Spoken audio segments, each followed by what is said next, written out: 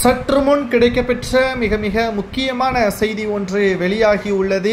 அதிமுகவுடன் கூட்டணியில் இருந்த தேமுதிக தற்பொழுது கூட்டணியிலிருந்து விலகியதாக அரசியல் வட்டாரத்தில் செய்தி ஒன்று கிடைக்கப்பெற்றுள்ளது.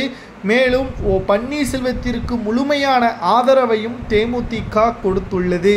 கிட்டத்தட்ட ஓபிஎஸ் அவர்கள் எம்ஜிஆர், அம்மா, திராவிட முன்னேற்ற கழகம் என்ற ஒரு கட்சியை பதிவு செய்து வைத்திருக்கிறார்.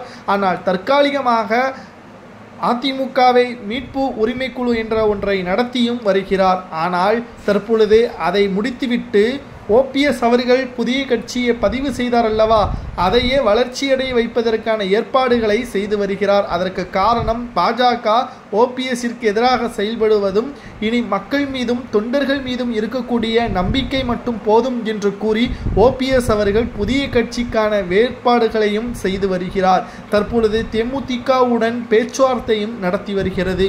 ஒருவேளை தேமுதிக முழுவதுமாக ஓபிஎஸ்ஸிற்கு ஆதரவும் ஒற்றுமையாக கூட்டணியாக ஏற்படுத்தும் பட்சத்தில் தேமுதிக, ஓபிஎஸ், குறிப்பாக தமிழக வெற்றிக் கழகம் மூன்றும் கூட்டணி வைக்கும் பட்சத்தில் 40 தொகுதிகள் வரை தமிழக வெற்றிக் கழகம் பன்னீர்செல்வம் அவர்களுக்கு கொடுக்கும். குறைந்தபட்சம் 25 தொகுதிகளாவது கொடுக்கும். அப்படி கொடுக்கும் பட்சத்தில் நிச்சயமாக தென் மாவட்டங்கள் முழுவதும் வெற்றி வாய்ப்பை ஓபிஎஸ் அவர்கள் பெறுவார்.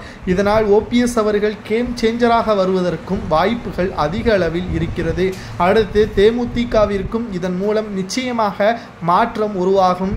ஏற்கனவே எடப்பாடி பழனிசாமி அவர்கள் எம்பி சீட்டை கொடுக்காமல் ஏமாற்றியதன் காரணமாக தேமுதிகவின் பொதுச் செயலாளர் பிரேமலதா விஜயகாந்த் அவர்கள் கடும் கோபத்தில் இருப்பதன் காரணமாக பன்னீர்செல்வம் அவர்களுக்கு ஆதரவுகளை கொடுத்து அதன் மூலம் விஜய் அவர்களுடன் கூட்டணி வைப்பதற்கான ஏற்பாடுகளையும் தற்பொழுது ஒரு பக்கம் செய்து வருகிறார் பிரேமலதா விஜயகாந்த் அவர்கள்.